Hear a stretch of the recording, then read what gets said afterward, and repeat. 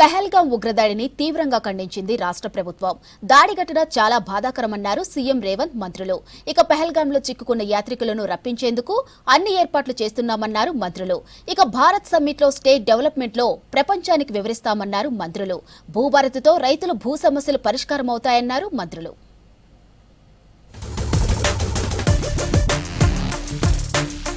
జమ్మూ కాశ్మీర్లో ఉగ్రవాదుల దాడులను తీవ్రంగా ఖండించారు CM Revanth Reddy. Terror attacks, ప్రస్తుతం జమ్మూలో పరిస్థితులపై డిప్యూటీ సీఎం బట్టి, మంత్రులు, PCC chief Mahesh Kumar Goud, AICC ఇన్ఛార్జితో చర్చించారు. అంతకుముందు పహల్గాం ఉగ్రదాడిలో మృతి చెందిన వారికి నివాళులర్పించారు ముఖ్యమంత్రి రేవంత్ రెడ్డి. మృతుల ఆత్మకు శాంతి చేకూరాలని 2 నిమిషాలు మౌనం పాటిస్తూ వారి ఆత్మలకు శాంతి కలగాలని ప్రార్థించారు.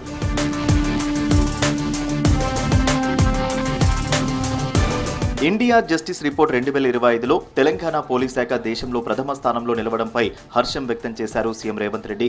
హైదరాబాద్ కమాండ్ కంట్రోల్ రూమ్ లో DGP Jitender, intelligence chief Shivadhar రెడ్డిలను అభినందించారు సీఎం రేవంత్. సీఎస్ శాంతికుమారి సహా పోలీస్ శాఖ అధికారులు సీఎంను కలిశారు. ఈ సందర్భంగా రాష్ట్రంలో పోలీసులు అందిస్తున్న సేవలను కొనియాడారు సీఎం. ఇదే ఉత్సాహంతో ప్రజలకు మరిన్ని సేవలు అందించాలని సూచించారు. భారత్ సమ్మిట్ ను ప్రభుత్వం అత్యంత ప్రతిష్టాత్మకంగా తీసుకుందని చెప్పారు డిప్యూటీ సీఎం బట్టి విక్రమార్క. శాంతి, అహింస, ఆర్థికం, సమానత్వం వంటి అంశాలపై సదస్సు నడపబోతున్నామన్నారు. వివిధ దేశాలకు చెందిన నాయకులు, మేధావులు, వ్యాపారవేత్తలు ఇందులో పాల్గొంటారని చెప్పారు. 100 దేశాలకు చెందిన 450 మంది డెలిగేట్స్ వస్తున్నారన్నారు బట్టి. తెలంగాణ రాష్ట్రం ప్రతిష్టాత్మకంగా తీసుకొని ముందుకు నడుపుతున్నటువంటి భారత్ సమ్మిట్ కార్యక్రమానికి సంబంధించి అత్యంత ప్రతిష్టాత్మకమైనటువంటి కార్యక్రమం. తెలంగాణ రాష్ట్ర ప్రభుత్వం ప్రపంచవ్యాప్తంగా వస్తున్నటువంటి అనేక మార్పులను దృష్టిలో పెట్టుకొని అహింస, సత్యం, న్యాయం, ప్రజాస్వామ్యం అనేటువంటి కాంగ్రెస్ పార్టీ మూల విధానాలైనటువంటి అంశాలతో ప్రపంచవ్యాప్తంగా ఉన్నటువంటి దాదాపు 100 దేశాలకు పైబడినటువంటి ప్రతినిధుల్ని, ప్రోగ్రెసివ్ ఎలిమెంట్స్ కూడా దీంట్లో పెద్ద ఎత్తున పాల్గొంటారు. పహల్గాంలో ఉగ్రదాడి ఘటన చాలా బాధాకరమన్నారు మంత్రి ఉత్తమ్ కుమార్ రెడ్డి. హిందూ ముస్లింల సామరస్యాన్ని దెబ్బతీసేందుకే ఉగ్రదాడులు చేస్తున్నారన్నారు. దాడి చేయించిన వారు, చేసిన వారు ఎవరున్నా వదలొద్దన్నారు. కాశ్మీర్లో పహల్గాంలో జరిగిన సంఘటన తీవ్రంగా ఖండిస్తున్నాం.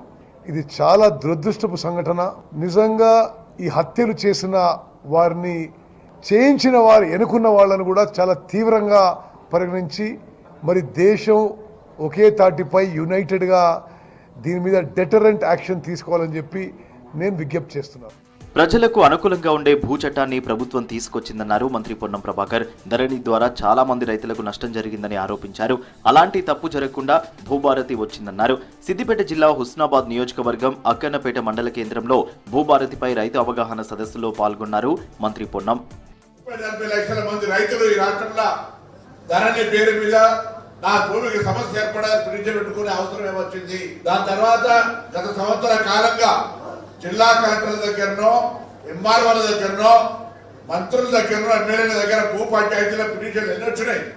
వాటన్నిట్లలో ఏ సమస్యతోటి ఆ పిటిషన్లు వచ్చినాయో తీసుకొని వాటన్నిటికీ పరిష్కారం చూపెట్టి భూమి గుర్తింపు ఉండాలి, రికార్డు రాయాలి, రికార్డు అడిగితే ఇచ్చేట్టుగా ఉండేటట్టుగా భూభారతి చట్టం తీసుకొచ్చి దాంతో మనకు భూమి ఎక్కడుందో తెలుస్తుంది.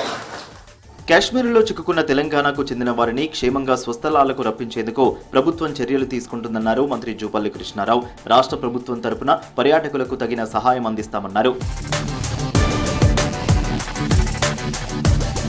పహల్గాం మృతులకు నివాళిగా రేపు పీసీసీ ఆధ్వర్యంలో కొవ్వొత్తుల ర్యాలీ నిర్వహించనున్నారు. ఈ ర్యాలీలో సీఎం రేవంత్ సహా మంత్రులు, ప్రజాప్రతినిధులు, కాంగ్రెస్ నేతలు పాల్గొంటారు.